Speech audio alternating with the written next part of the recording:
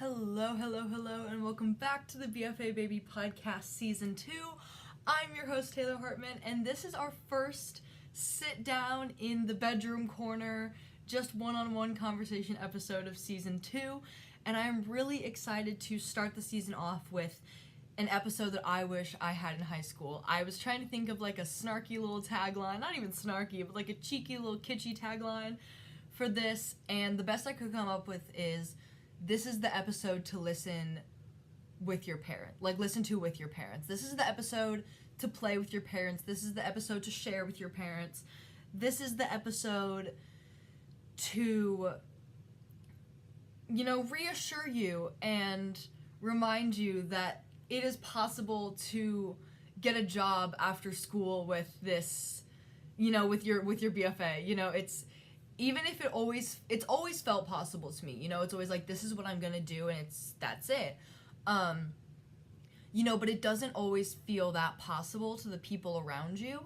So I think having someone that's in it and someone that's doing it and someone that is making money doing what she wants to do, I think that this is the episode to listen with your parents.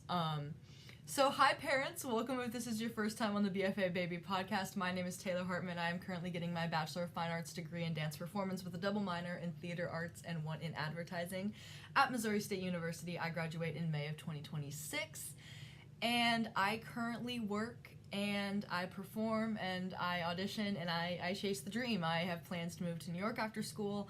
I'm doing everything I set out to do. So, hi parents, if you're listening, this episode is going to be about jobs you can get with your BFA, some tips I've learned about working and kind of framing the idea of a working artist, especially framing the idea of a quote-unquote starving artist. We'll get into all of that. And a big goal of mine, if you don't know, a big goal of mine for season 2 is to branch out into other BFA aspects. I'm a dance major, I have a theater minor, that's kind of where my heart lies, but I really want to spend some time on the podcast getting to know the more musical side of things and, so kind of add in a few different perspectives. So today we will be focusing on careers you can get with a BFA in dance, a BFA in theater, and a BFA in music, and then we'll be talking some general career things. So I think that's really all I have to say. I hope you enjoyed last week's interview with Goldie. She's so lovely at Lazy Ballerina Club. Literally the best season kickoff I've ever had. And yeah, so welcome to our first one-on-one. Hopefully we have a lot more interviews coming up in season 2. We definitely do. So let's rock and roll. We're going to start where my heart is. And I kind of pulled a lot of these off the top of my head.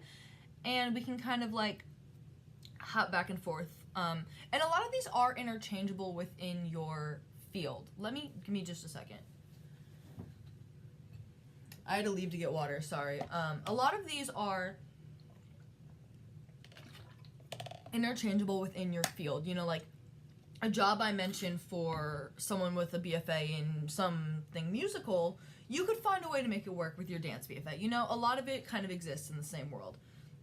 So let's start where my heart is, and let's talk about some things you can do with your BFA in dance. This also comes from my freshman year at MSU. I took a class called Introduction to the Profession. It was either called Intro to the Profession or Intro to the Industry.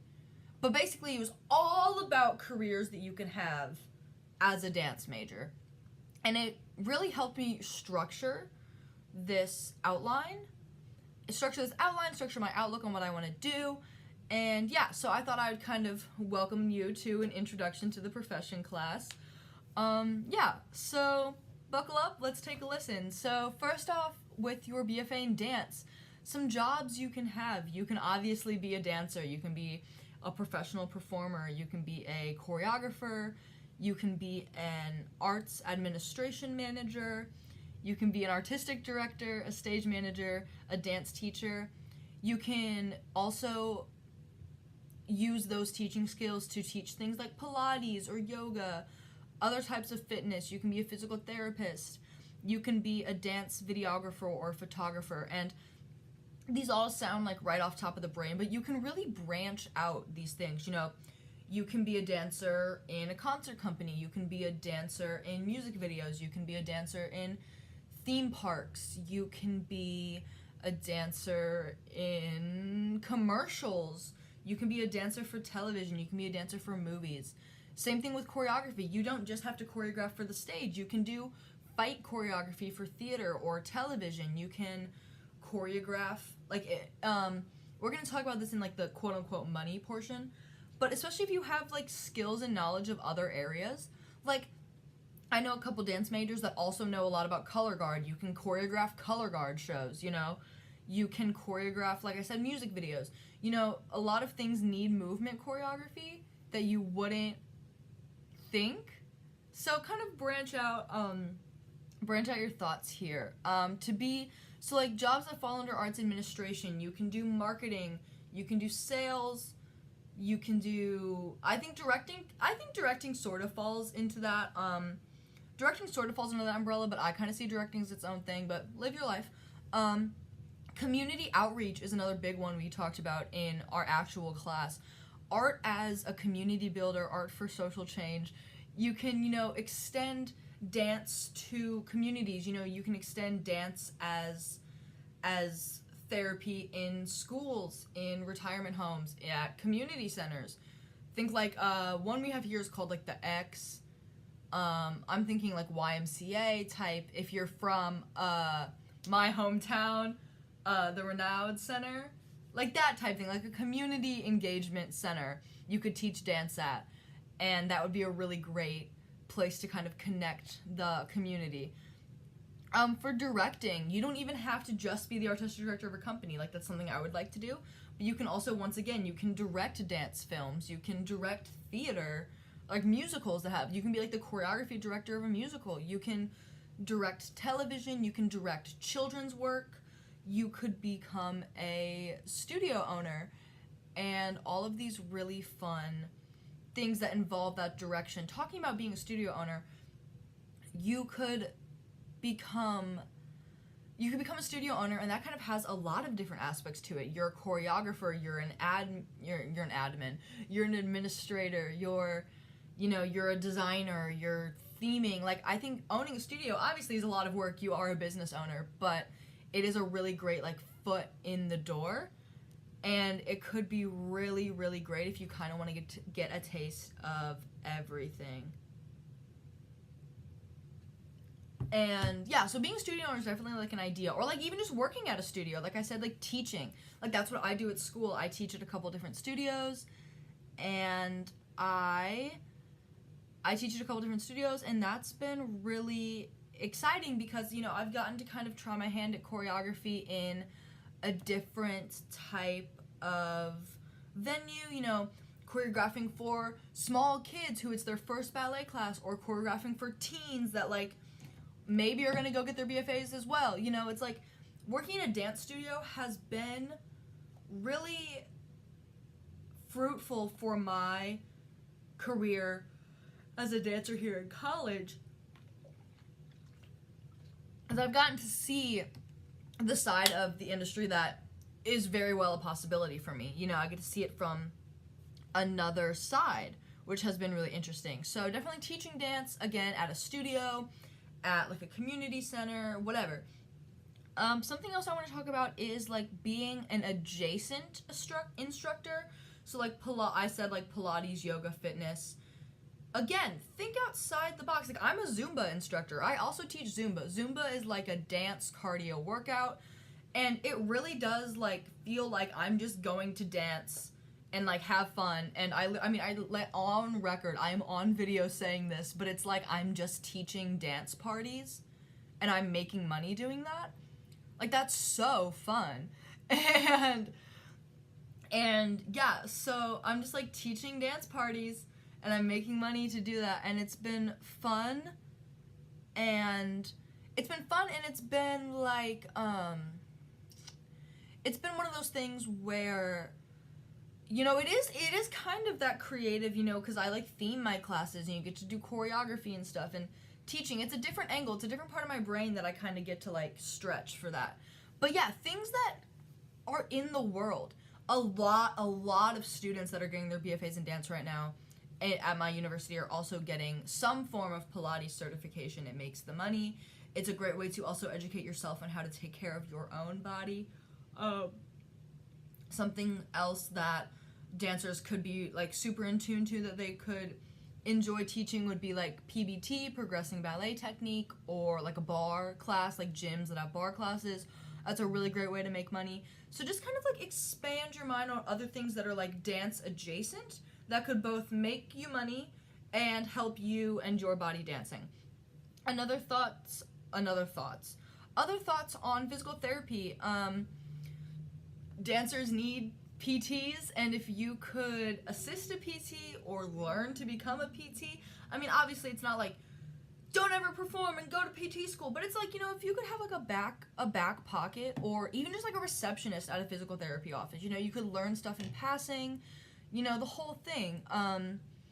Just kind of be in environments where your job will still help you. Obviously, the world isn't perfect, and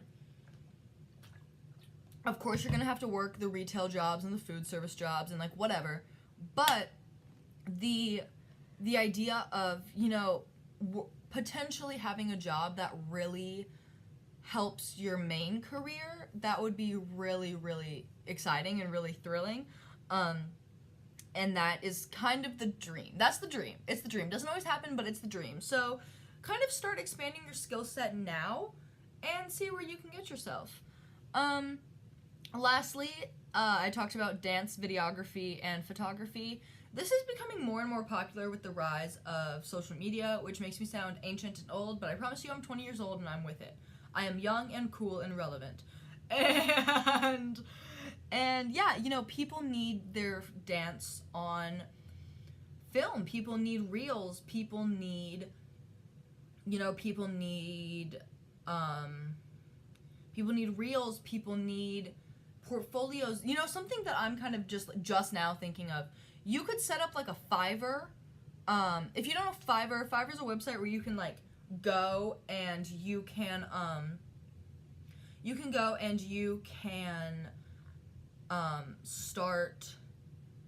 can like pitch a service. Like anyone can pitch a service. Like if you have the skills, you can pitch a service. And basically you can just hire people to do stuff for you.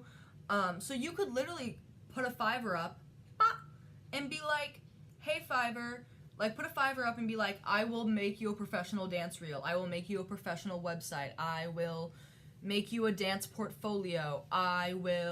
You can even Fiverr out choreography. Like I will choreograph a dance to a song of your choosing. You know, like thinking about like expanded ways to use your skills to help other people. I'm also thinking about like Take Lessons. That's the online service that I use to take voice lessons. You could start one of those for dancing. Like a one-on-one or like group classes could be really fun. Yeah, so just kind of expand your thoughts a little bit about like what a career with a dance degree could look like. I think it would be really, really awesome. Let's move on a little bit adjacent to what can you do with a BFA, a BA, whatever, in theater/acting. So a couple things that I threw out, they're kind of back and forth and can, once again, like I said, be transferable to dancing. But I said lighting technician, makeup artist, PA, prop artist, scenic artist, stagehand, drama teacher, designer, manager, company director, wardrobe supervisor, obviously actor. You could also be a writer if that's a skill set that you have. Again, kind of things that are adjacent to what you could do with a dance degree. But I think a big thing in theater is I think something to arm yourself with, which I am learning even as a dance major, like things to arm myself with, are technical abilities. Like technical theater abilities will, you know, it's a skill that is kind of specialized, but if you even have like a basic knowledge of it, that's a step forward than someone who has zero knowledge of it, you know? So, you know, learning some lighting, maybe learning, if you're really good at painting, you could become like a set painter or like a prop designer. I have a couple friends that are really into prop designing, you know, and like just small little technician things that you could like help with or learn how to do. Like even if it's just like I paint sets for children's theater and I do that on the weekends, you know, like even just small little things to make money. I think PAs, like production assistants, this could look different between like you could be a production assistant for film, you could be a production assistant for television, you could be a production assistant for theater, you know, and that kind of gives you obviously a way in to see the creative process, but you know, you'll make money, you'll do the thing. Yeah, so you'll get to see the creative process, you'll get to help out, see what's around. Depending on the project, you know, that's kind of the joke that's like, oh, they get coffee for the directors. It's not that, but you are kind of just in an environment that kind of fosters creativity, which is always nice. I think a stagehand is also really interesting.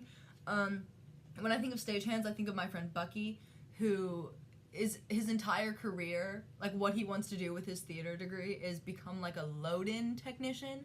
Like he wants to hang all the shit and like load in and load out and do the like make it appear and make it disappear. He's very much like, I want to like set it up so the actors can go play and then tear it back.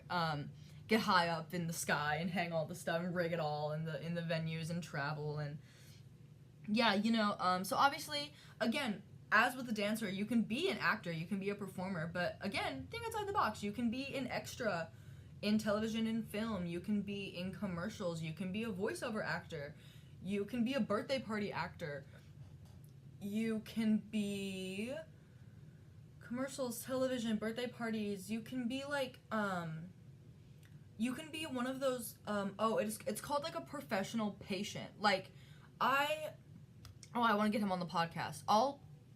We met a man named Doug Shapiro who came into our university when we did Crazy For You, and he was like in the show, and he gave us a couple acting labs, and he's like a professional patient.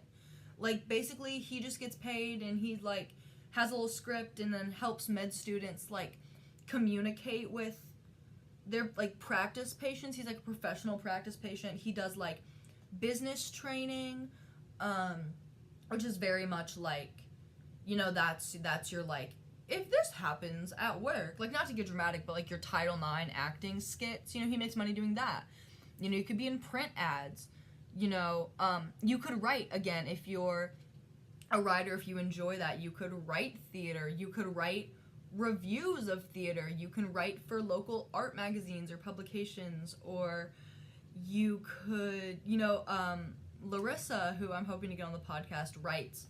She's a theater maker and she's a theater lover and she's a filmmaker and a film lover, and she also writes for like local publications about theater and film and art and culture and what's going on in the world and how it all ties together. And it's a really great way to kind of, one, flex a different creative muscle, and also, you know, kind of get your word out there. We also have drama teacher. You could be a drama teacher. This could be a drama teacher at a middle school, at a high school, at a college if you go get your MFA. You could be a drama teacher, again, like at a community theater would be a little more like directing, teaching, but if it's a community theater, like, so here in Springfield we have a thing called Springfield Little Theater, and it's like, it is a community theater, but they also have like an education department, so like you can also just take class there. So it could be something like that. If there's like theater education within your local community theater, you could branch out and do something like that. Again, you could do online classes, like a take lessons type thing, or like a Fiverr, you know, like I will give you constructive criticism on your monologue type beat, you know. Definitely look into Fiverr, Fiverr. I'm thinking about starting a Fiverr, I really am. Yeah, so kind of expand that mindset about things you can do, because theater is everywhere. As cliche and silly and goofy as it sounds, like theater is everywhere, and you can find something everywhere to do it, especially with the breadth of technology and resources that we have today. You could do really a lot with a theater degree. And something else I wrote down that would be interesting and could also, I suppose, could also transfer to dance. A lot of these are kind of adjacent to each other. Wardrobe supervisor, I learned about this because I'm in a costume class right now. You could be a wardrobe supervisor, you know, you could like help with the costumes, help backstage, see a different angle of it. I'm taking it as a class, but I've really enjoyed being able to kind of see half of the show that I don't usually get to see. You know, I'm usually the one wearing the costumes. I don't really know about how they get made or what they do. You know, I get fit and then, oh, there's a costume. But like, it's been really fun to kind of like see the costumes, help make them, see the work and the love that goes into it on that side, so that the love that we put into the performance can shine. It's been a lot of fun. Again, kind of arm yourself with some like theatrical technician skills. It'll be a really great step forward. So now I have some BFA music jobs. So I'm gonna be so real, I had to look these up. I pulled some out of my head, but then some I was like, this just isn't my world. We're hoping to get some musicians on the interviews, but so some of these I looked up and I was like, this is not really my world, but some of these, again, you can kind of like pull through, and there's a couple that I want to talk about that came up in my what can you do with a BFA in music research, and I was like, oh, that'd be really interesting to do for dance or theater as well, so we'll talk about that. So here's some that I kind of have for things you could do with a BFA in music. You could be an accompanist, you could be an arranger, again, like artistic director or administrator.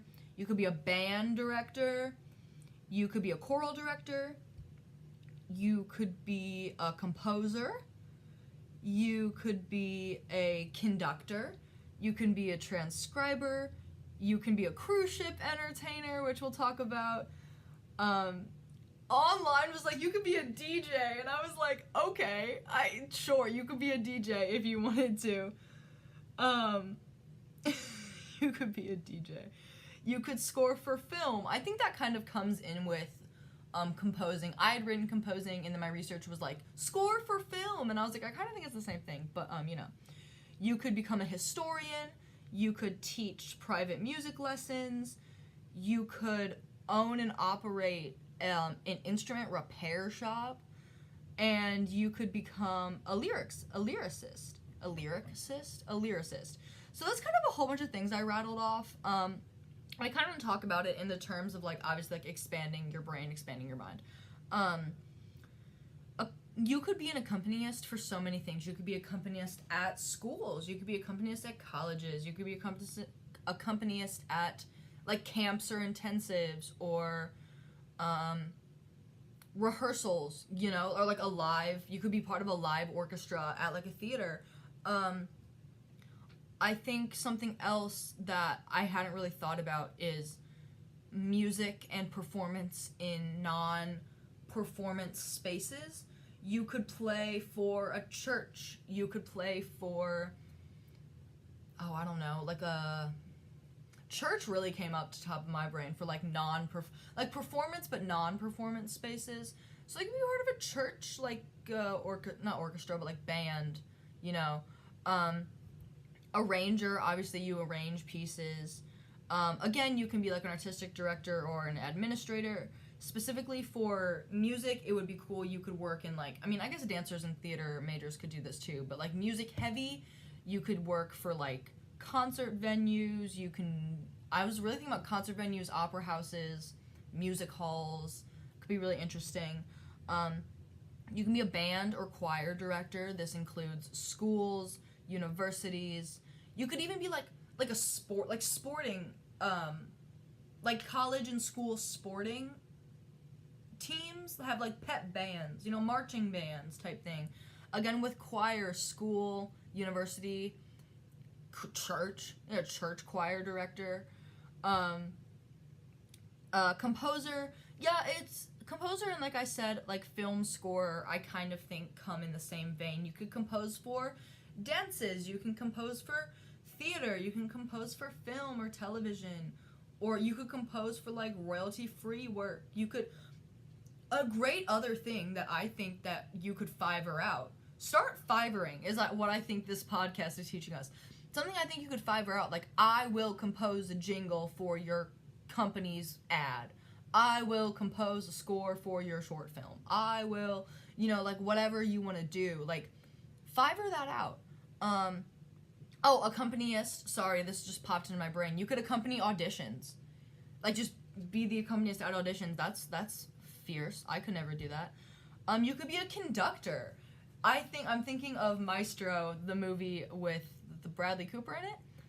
And, you know, you see him conducting at schools and on huge stages, and you could be a conductor. You could be a transcriber. The first time I ever saw transcription happen live was in I took this voice class at school, and she just whipped that like so well. I was like, oh my god. So if you're really talented at that, start transcribing things. Fiverr, I will transpose your music, you know? Like, I will transpose your music. Cruise ship entertainer. Obviously, cruise ships need dancers, cruise ships need actors, cruise ships need musicians. Become a cruise ship entertainer. You get to see the world, I guess, and you'll have a job for at least 9 months out of the year. That's crazy. I just think it's really funny that it was DJ. Like, that's so hilarious to me. It's like, you got a degree in classical music? Crank the tunes. Like, that's so funny. Again, you could be an educator. And I think that also expands to teaching lessons. Again, take lessons or work at a music school, or like there are some places like earlier I talked about like you could work at a music store, like repairing instruments or selling instruments. Sometimes there's music stores that also teach lessons. You could like just kind of double whammy it all there.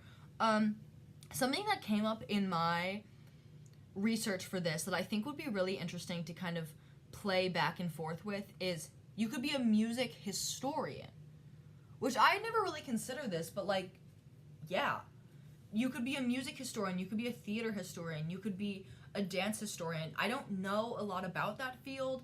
I've never truly considered it, but that is an avenue that I've seen little flecks of here and there. So if you're really into research and like compiling things, you might be able to look into like record keeping. I know for a fact the American Dance Festival has like an internship, and your entire job as an intern is to like keep up with the historical records and like add things to the records. So I guess if you're like into that, that could be really sick. Adjacent to the theatrical writing, you could be a lyricist. Again, we'll write you a song. I think we're all starting Fivers after this is really what this is sounding like. Yeah, so obviously wide variety of things that you can do to make ends meet. Just kind of get a little creative, and obviously it's not always going to be perfect that you're going to work a job that, you know, fits so flawlessly into, you know, your main job, your performance job. You could also usher for theaters, like professionally usher for theaters. That could work out really well.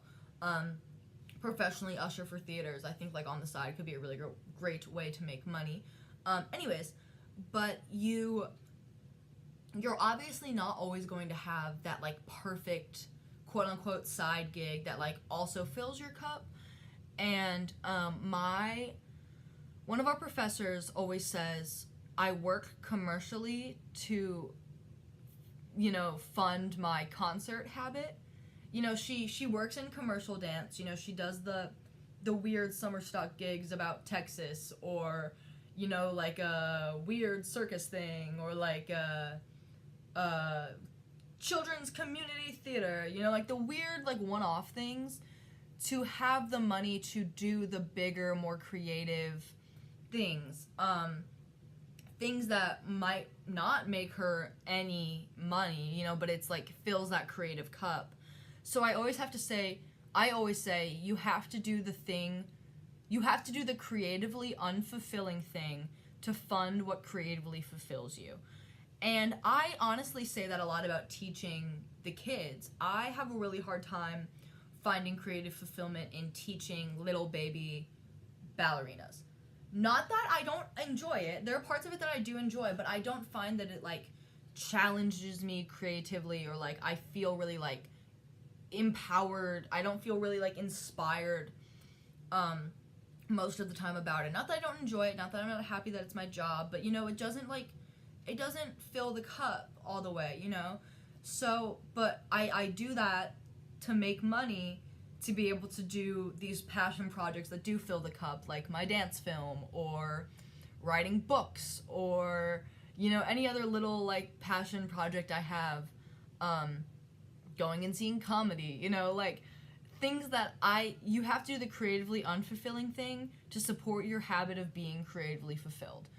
And, this is kind of like, this is just, as I'm saying all this, it's just kind of an idea, like, being creatively fulfilled means something different to everyone else. If teaching little kids ballet creatively fulfills you and pays the bills, that's amazing. You know, but sometimes you're going to have to do things that don't necessarily fill that cup. So, a few things I want to talk about that I haven't talked about. Obviously, think outside the box of what your career can be. There's art everywhere. You just kind of sometimes need to look at it from a different angle to see where you can fit in. And something I did want to talk about is when you have to work a quote-unquote survival job, obviously like a job that makes the money that's not, I would personally say that is not artistically adjacent. This is your barista, this is your retail worker, this is your receptionist job, this is your, oh god, this is, yeah, like sales. This is your, like, sit behind a desk and this is your, like, waiting for the big break job, you know, type beat. It's not always going to be perfect, like I said, but the best thing I think to think about is finding flexible hours, which obviously isn't going to be perfect. It's not going to be perfect. But I think a great example of this would be like a theater usher, because that job starts in the evening, so then you can go to like the midday auditions, you know, or like teaching dance works really well for me in school because I'm in school all day and then I work at night, you know, so it works out really well like that. So flexible jobs, but even like that stupid retail job that you have to work, theoretically, if you have a bunch of coworkers, it might be easier for you to trade shifts to go to that last minute audition call than just completely being like, oh, I'm going to this audition, I'm going to lose out on money. You'll just swap shifts with someone, theoretically. You know, it's not always that easy, it doesn't always work like that, but sometimes if you are like, I have to just get a job until I find something that fills the cup, until I book the thing, until whatever, XYZ, trying to find a job with a big cast, with a big group of coworkers might make your life a hair easier because you have a lot of options then to kind of trade in and out with. And lastly, something I want to talk about regarding money is that it's fickle. It's fickle what we do in this industry. It's hard and it's tedious and it's not the easiest source of income, obviously, but something that's really kind of settled me in is the knowledge that a lot of the times it's not in your control. I mean, it's never in your control, but a lot of the times you're not getting cast because you're bad.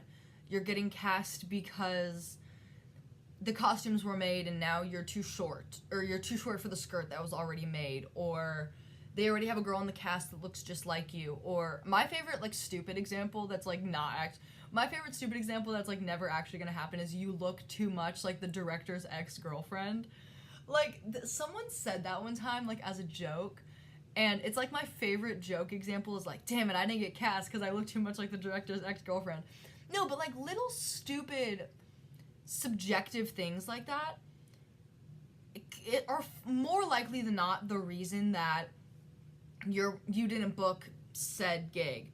You know, and the reminder that, like, you're not useless, you're not untalented, you're not stupid,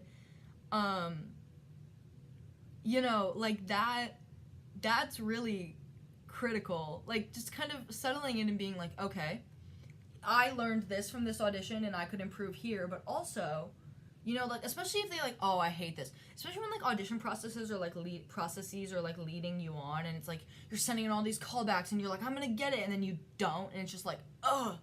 It's just, like, such a gutting feeling. It's, like, yeah, like, that's just kind of a reminder that, like, hey, more likely than not, it wasn't your talent, it was something stupid that you can't control, you know? And yeah, I think that's really all I have to say about money and careers, and I hope this intro to the industry was inspiring. And if you are listening with your parents, I do kind of want to talk to the parents firsthand. Again, hi, I'm Taylor. Thank you for listening with your student or child, if you have been listening. I kind of wanted to leave this last little bit to say what I wish I had the words for at the time to talk to my parents about. It was a really hard thing for my parents to be like, we're gonna let you do this and go into this field where it's gonna be tedious and hard and you're not gonna make any money and blah blah blah blah blah.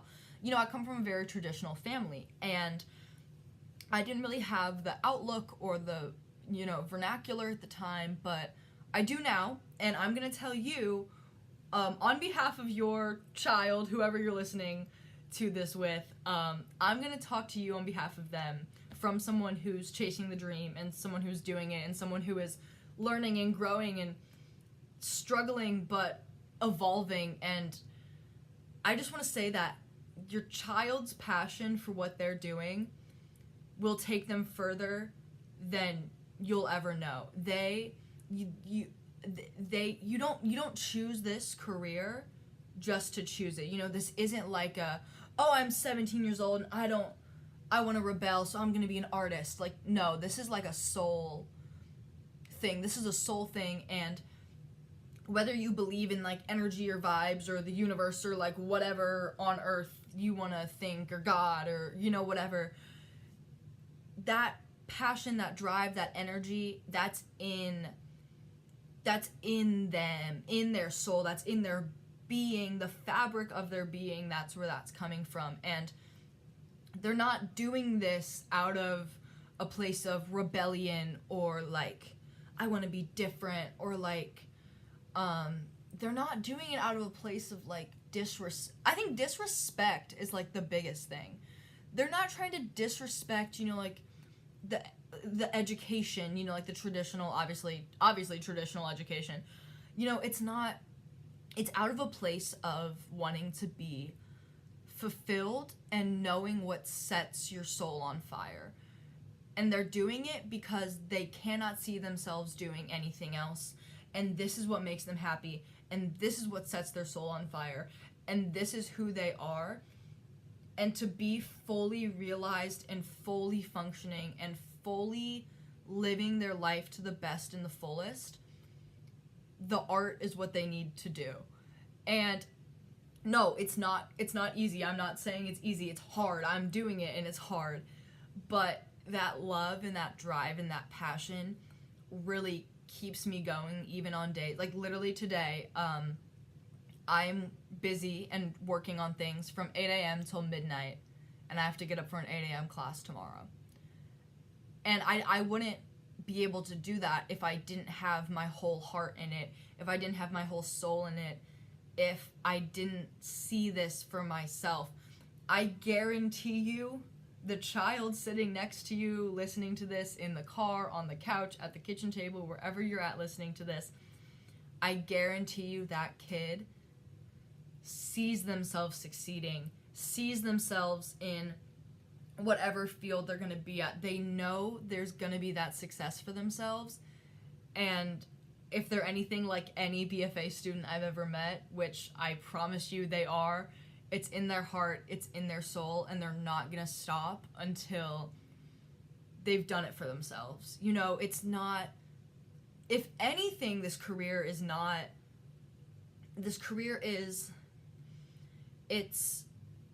it's selfish, but it's not a selfish in like a vain way. It's like, I'm going to put this work into myself to then be able to share it with other people. You know, we don't dance because we're selfish. You don't dance for your name in lights. You do it to share your love and your passion of art and storytelling and expression, and you use it to connect people and to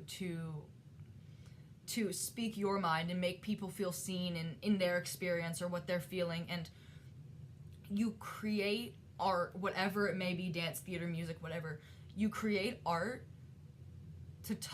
to be in touch with your own humanity and hopefully help people tap into theirs as well. And that might sound very like, hoo-hoo, up here. But that's truly it. And I don't know many, if any, artists that are doing this in college to be famous one day. Like, it'd be fun, you know, but you don't go into it thinking like that. This is not vain. This is discovery. This is furthering education. This is humanity at its finest. And that is why we are so hell-bent on doing this, so hell-bent on success, so hell-bent on the exploration of these careers, because it's not to be like that person, but like it is dying, but it's also being born again. As technology changes, as, you know, social ideas change, art changes with it, and art cannot change with it unless there is a new influx and generation of artists. And another thing that I kind of wish my parents kind of had a grasp on is the art that you're in teaches you so many life skills that, like, people my age I know don't have, that I have in spades because I grew up needing them early. Discipline, time management, health, like taking care of your body, like healthy food options, having a good workout routine, like just taking care of your body, you know, being able to set healthy boundaries, you know, like professionalism, kindness, a stellar work ethic that I do not know 20-somethings. I do not know a single 20-something that has a better work ethic than a 20-something in the arts, like fighting for a professional career. We have the best work ethic on campus. But yeah, like there's so many avenues that, like, being in this field will teach you, and they will teach it to you young.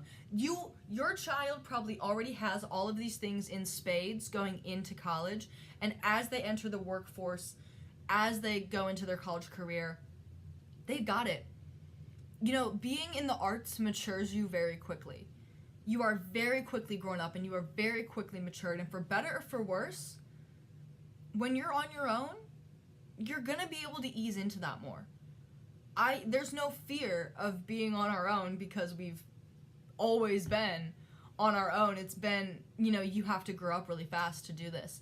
And all this to say, I'm doing it, your child's gonna do it, and it's not gonna be easy, and it's not gonna be a straight and narrow path. It's gonna meander, and there's gonna be hills and valleys and twists and turns and mountains and, you know, plummets. There's gonna be like peaks and valleys and highs and lows and like big dips and big climbs, and it's not gonna be perfect, but it's gonna be alive and fulfilling and energetic and passionate and fiery, and it's gonna be everything because they will make it everything. I am fully gonna speak for your child. All your child wants is your support. And even if it's hard for you to still grasp, because I totally get it. Like, it took being removed from the tension of all those arguments when I was in high school. But I'm now able to realize why my parents couldn't really grasp it as well. I mean, like, my father is a first-generation college student. He, you know, my whole family works traditional, like, 9-to-5 jobs. My twin is going to be a nurse. My older sister's a data scientist. You know, like, all they know is the 9-to-5. That's all they know is the 9-to-5 in the family and the white picket fence. And it can be hard to completely upheal that, not really belief system, but just, like, view. You know, it's so different. But it's so different in the way that I can't, like, it's hard for me to understand where you're coming from when, like, you want to sit and work a 9-to-5. Not that that's, like, the end of the world, but, like, it's just kind of a different perspective. And I think that's a very hard perspective to switch, and I now understand that. But parents, if you're listening, start early. Start early. Start trying to to see your child's perspective on it, see their hard work, see their drive, see their passion. You don't do this without passion. No one goes and gets their BFA hating what they do. They do it because there's nothing else. Not that there's nothing else for them, but there's nothing else that makes them feel like themselves more than the art that they do. And I promise you, all your child wants is your support and your understanding. And even if it's not a perfect understanding, even if you're not going to jump into the trenches with them, even if it's not it's not a career that you also had, there are students here whose parents own studios or whose parents were actors or whatever, and now they're here. Even if it's not your career, if it's not where your heart lies, having that trust in your child is everything. And all I wish for high school, middle school Taylor is I just wish that my parents had that trust in me. I wish that my parents had that trust in my vision, in my passion, in my work ethic, in my drive, in my dedication. All your child wants from you is for you to trust them, because they're not doing this to be vindictive or different or rebellious. Like I said, they're doing it for themselves, and they're doing it for the world around them to make it a better place. They're doing it for who they were as a child. They're doing it for who they'll be at 95 years old. They're using the shot at life that they have to do everything they've ever dreamed of. And as a parent, from a BFA student, the thing that I think would really change my world is having that unrelenting trust from my parents. We know that it's not going to be easy or a straight line or make sense all the time, but we trust that you're going to work hard, and we trust that your passion will drive you, and we trust that you have skills, and you're kind, and you're talented, and we trust that you got yourself, and to put it into perspective, it's the same way. My parents have to trust my twin that she'll do all the proper steps to get into nursing school, that she'll do all the proper things to, prepare herself for her professional career.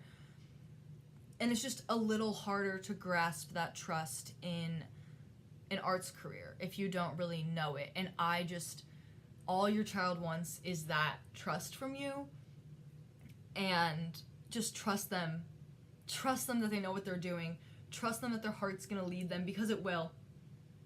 Your heart knows. If you're anything like any of the BFA students that I've ever met, we are such vibey, feely, energy, heart people, and we are listening to that heart, and what our heart tells us is right. What our soul tells us is right. And some people decide to lead with the mind. We lead with the heart, and we kind of see the world through our heart's eye, if that makes any sense. And just having the trust that it's gonna be hard, but that kid's got it. Here's looking at you, kid. As stupid and cliche as it is, sometimes all you need to hear is, here's looking at you, kid. That's all you need. And I have full faith in your child that they're gonna make it happen for themselves. I just think that, I hope this episode was kind of an opener. There's so many career paths that aren't just I'm gonna be on Broadway. There's so many career paths where their talent and their drive and their love for the arts can help people around them and help themselves and make them money. And there's so many things and so many skills. And even going to college, they're gonna learn so many skills and so many other things they didn't even know they were interested in that they could add to their toolkit to make them more marketable, to get bigger careers in the field. They got it. You just gotta let them cook. No, not to but you just have to let them cook. They have the ingredients. They have the recipe. You just gotta let them cook. And it's gonna be great. You have to let them cook. And it's gonna be tasty, and it's gonna be, it's a brand new recipe. Is it gonna be burnt a few times? Are they gonna get cut on the knives? Are ingredients gonna go bad? Yeah, but you try again. You bandage up the cuts, and you get new ingredients, and you put out the oven fires, and you prepare a little bit better each time. And sooner or later, you're gonna have like a Michelin star meal in front of you. You're gonna be doing the thing. So just let them cook. Let them cook. What a silly way to end this episode, but thank you so much for coming along on this episode with me.